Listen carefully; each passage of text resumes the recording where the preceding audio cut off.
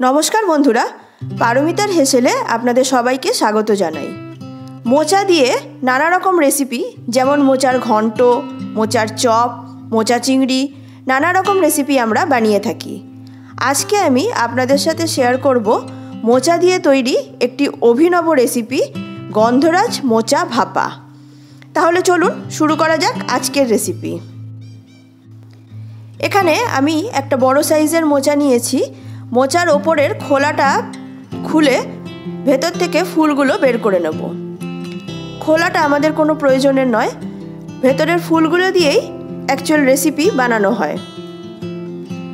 মোচা ছাড়ানো এবং কাটা এই পুরো প্রসেসটাই একটু সময় সাপেক্ষ ব্যাপার, কিন্তু সময় লাগলেও রান্নার পরে এর স্বাদ হয় অসাধারণ। মোচা আমাদের শরীরের জন্য ভীষণ উপকারী। মোচাতে প্রচুর পরিমাণে আয়রন আছে। মোচাটা পুরো ছাড়ানো হয়ে গেছে। এবার এই ভেতরের যে অংশটা আপনারা দেখতে পাচ্ছেন, এই অংশটা দিয়েই আমি তৈরি করব মোচা ভাপা। মোচার এই ভেতরের অংশটা সবথেকে কচি হয়, আর এই অংশটা দিয়ে ভাপা তৈরি করলে ভীষণ টেস্টি হয়। ভেতরের এই অংশটা আমি ছোট ছোট কুচি করে কেটে নিচ্ছি। ছুরি দিয়ে কাটতে আমার সুবিধা হয়, তাই আমি ছুরি দিয়ে কেটে নিচ্ছি। আপনারা চাইলে বটি দিয়ে কাটতে পারেন।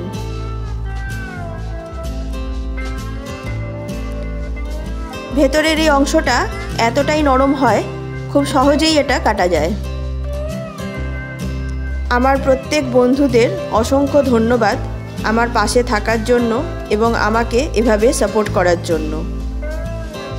আপনাদের সুন্দর সুন্দর কমেন্ট আমাকে উৎসাহিত করে নতুন করে ভিডিও এবং নতুন কোনো রেসিপি আপনাদের সাথে শেয়ার করতে। এভাবেই আপনারা আমার পাশে থাকবেন এবং আমাকে ভালোবাসা দিয়ে যাবেন। আমার রেসিপিগুলো যদি আপনাদের ভালো লেগে থাকে, আপনার বন্ধুদের সাথে শেয়ার করবেন, তাহলে আমি আপনাদের মাধ্যমে নতুন বন্ধুদের কাছে পৌঁছে যেতে পারবো। মোচার ভেতরের অংশটা মিহি করে কুচি করে নিয়েছি। এবার এইভাবে মোচা যদি রেখে দেওয়া হয় তাহলে পুরো মোচাটা কালো হয়ে যাবে। তাই আমি একটা বাটিতে নুন আর হলুদ নিয়ে এই জলের মধ্যে পুরো অংশটা ভিজিয়ে রাখবো 20-25 মিনিট। তাহলে মোচাতে যে কষ থাকে সেই কষটা পুরোটা বেরিয়ে যাবে। নুন হলুদ জলে এভাবে কাটা মোচাটা ভিজিয়ে রাখা অত্যন্ত প্রয়োজন, তা না হলে পুরো মোচাটা কালো হয়ে যাবে। 20-25 মিনিট এভাবেই আমি ভিজিয়ে রেখে দেব।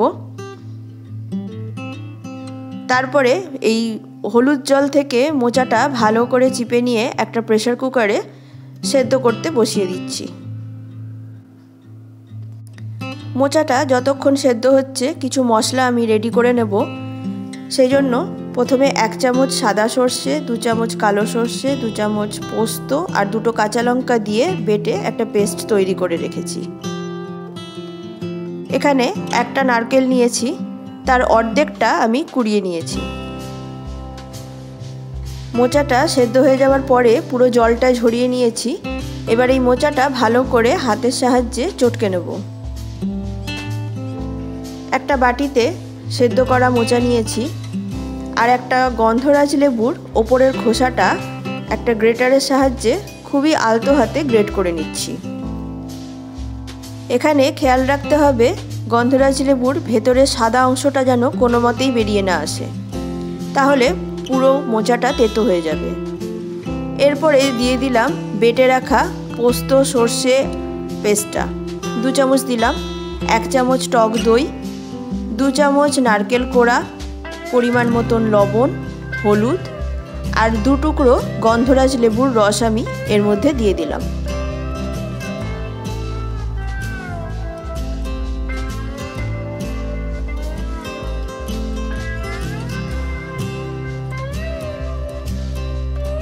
এবারে পুরো মিশ্রণটা খুব ভালো করে মেখে নেব।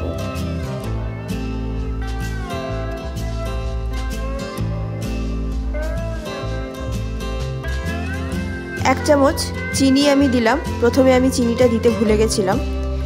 এবার পুরো মিশ্রণটা খুব ভালো করে মিশিয়ে নেওয়ার পরে কয়েকটা গন্ধলেবুর পাতার ভেতরের শিরাটা বের করে পাতাটা এভাবে ছিঁড়ে এর মধ্যে দিয়ে দিলাম। এর ফলে এর গন্ধটা অসাধারণ হবে।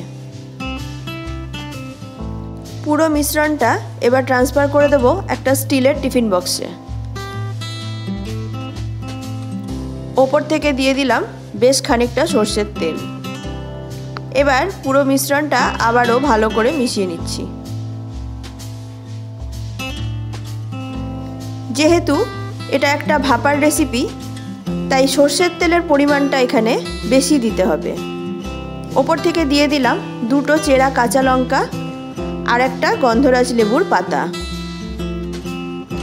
এবার ঢাকনাটা বন্ধ করে 15 থেকে 20 মিনিট কড়াইয়ের মধ্যে ভাপে বসিয়ে রেডি করে নিলাম দুর্দান্ত স্বাদের গন্ধরাজ মোচা ভাপা।